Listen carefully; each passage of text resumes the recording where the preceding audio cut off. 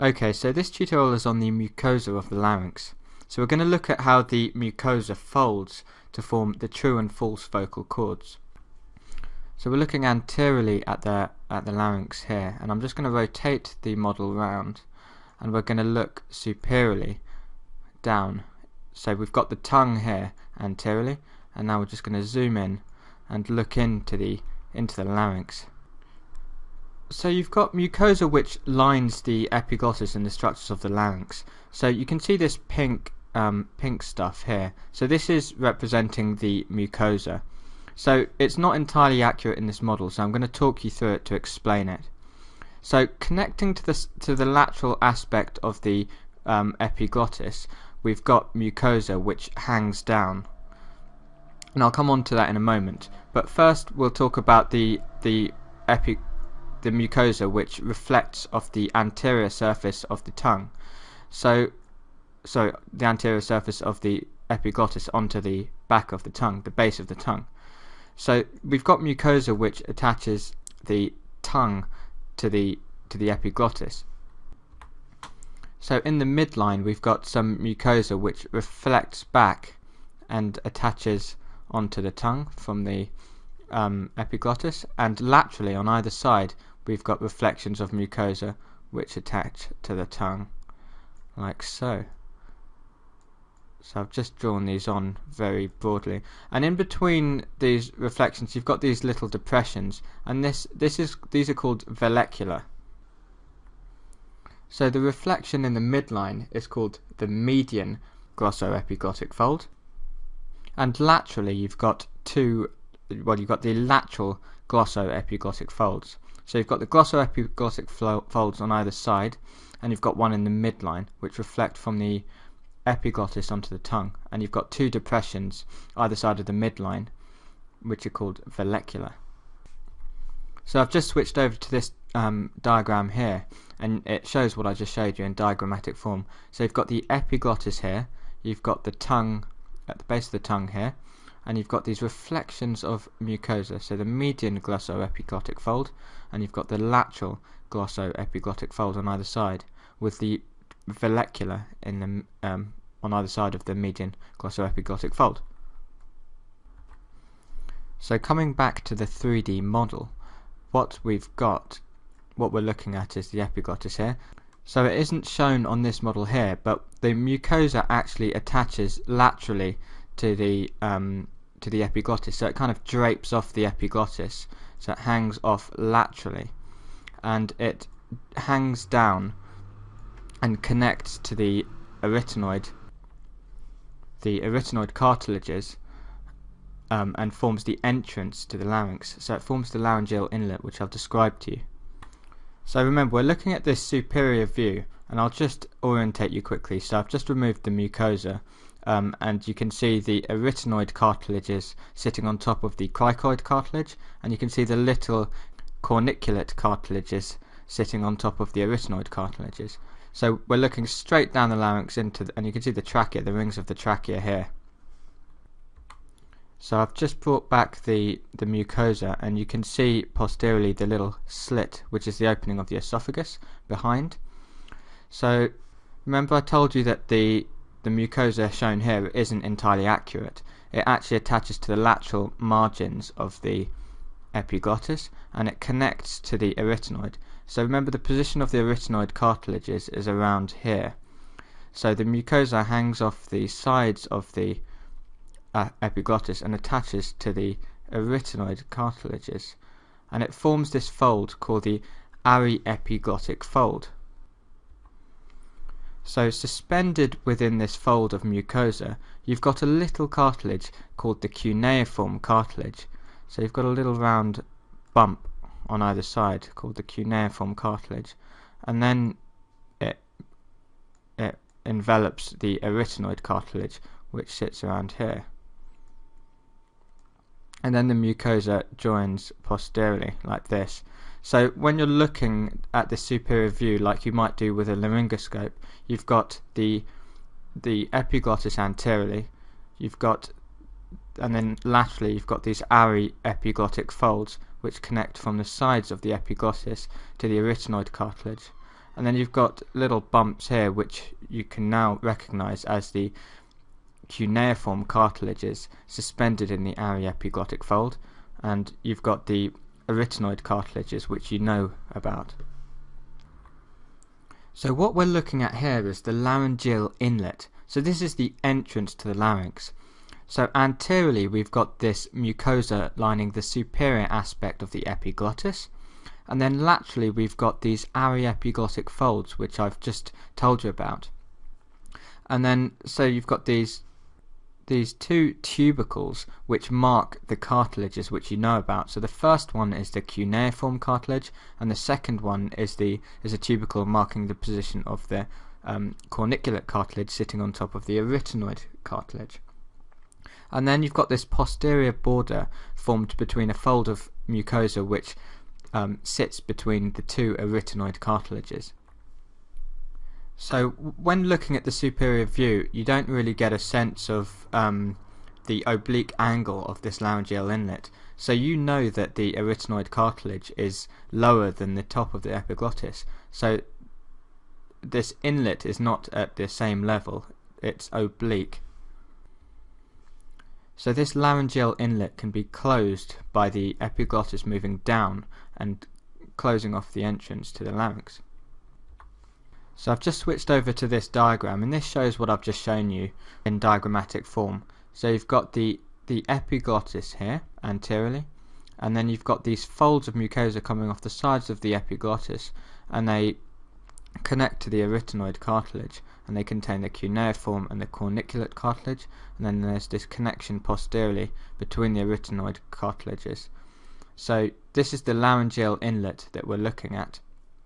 And the mucosa forms folds over the vestibular ligament first to form the vestibular fold. So this is this fold here, and then you've got the vocal fold where the mucosa folds over the vocal ligament. So the vestibular fold here, which folds over the vestibular ligament, is referred to as the false vocal cord, and the vocal fold, which folds over the vocal ligament, is called the true vocal cord. So I've just switched to the 3D model, and you can see that we're now looking at a cross-section of the laryngeal structures. So I'm just going to rotate the model around, and I'll talk you through the mucosa from a different angle. So you've got the epiglottis here seen dissected from a medial view, and we've got the arytenoid cartilage sitting posteriorly.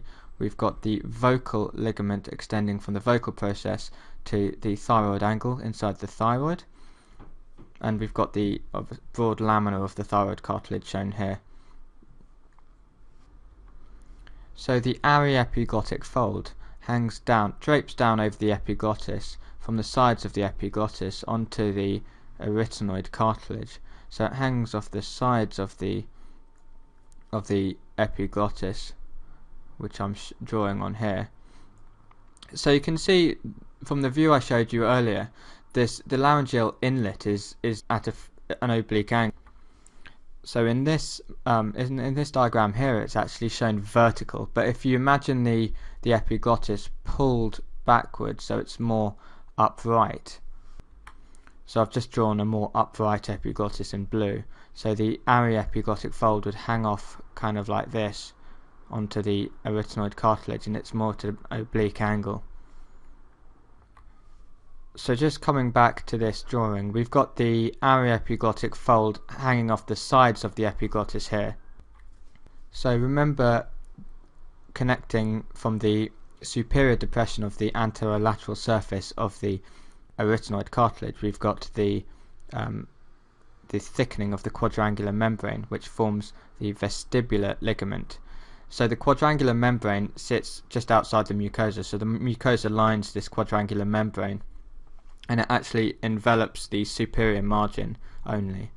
But so we've got this vestibular ligament here, and the aryepiglottic fold, this fold of mucosa, folds underneath this ligament. So it comes and folds underneath the ligament, and then it goes out laterally like this, and then it curves back in, and it folds under the vocal ligament. So the best way to show you how these folds form the vocal and vestibular folds is to take a cross section right down through here, a coronal section, and show you this in a diagram. So we're looking here at a coronal section of the larynx. So you've got the epiglottis at the top, and you've got these folds of mucosa coming off here. So what we're looking at here is the mucosa coming down, descending into the larynx, and it folds outwards laterally underneath the vestibular ligament, and then it comes back out and it folds over the vocal ligament. So you've got this trough formed by the folds of mucosa, and this is called the laryngeal ventricle. And then you can see how the mucosa continues downwards, and it is continuous with the trachea below. So this first fold is called the vestibular fold, and this is the false vocal cord, and the second fold is the vocal fold, and this is the true vocal cord. So the true vocal cord can be seen as a white structure, and the vestibular folds can be seen as a more pinkish structure. So these folds divide up the larynx into three major compartments. So you've got an upper compartment, a middle compartment, and a lower compartment. So the upper compartment is above the vestibular fold and below the laryngeal inlet. So it's this area here, and this is called the vestibule. So the middle compartment lies between the vocal folds and the vestibular folds, so it's this middle region here, and it's a very thin little space. And the inferior compartment of the laryngeal cavity is the infraglottic space. So this bottom chamber is the infraglottic space, and it extends from below the vocal folds to the opening of the larynx into the trachea. So the larynx ends at the bottom of the cricoid cartilage, and it becomes continuous with the trachea here. So this is the infraglottic compartment. So you've got the supraglottic compartment, the vestibule, which lies above the vestibular folds and the laryngeal inlet, and then you've got the middle chamber, which lies between the vocal folds and the vestibular folds, and then you've got the infraglottic compartment, which lies between the vocal folds and the opening of the larynx into the trachea, so the bottom of the cricoid cartilage, where it becomes continuous with the trachea.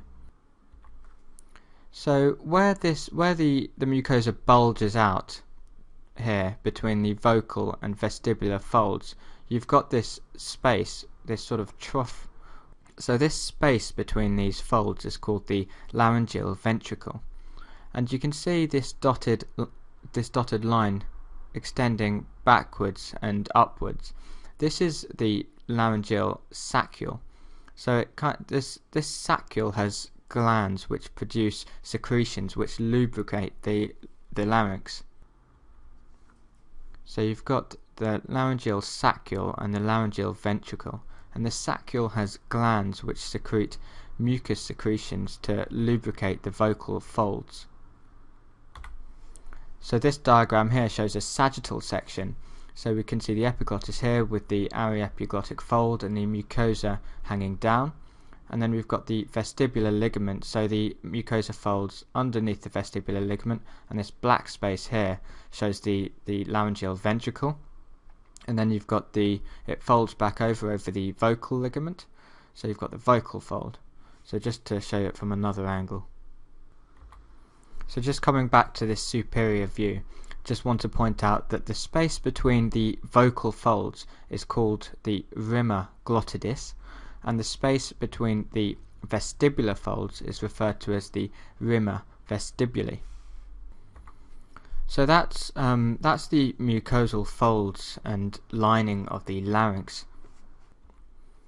So I hope that's given you a better understanding of what the vocal folds are and how the mucosa is draped over these laryngeal structures, and how the laryngeal cavity and ventricle and saccule are formed.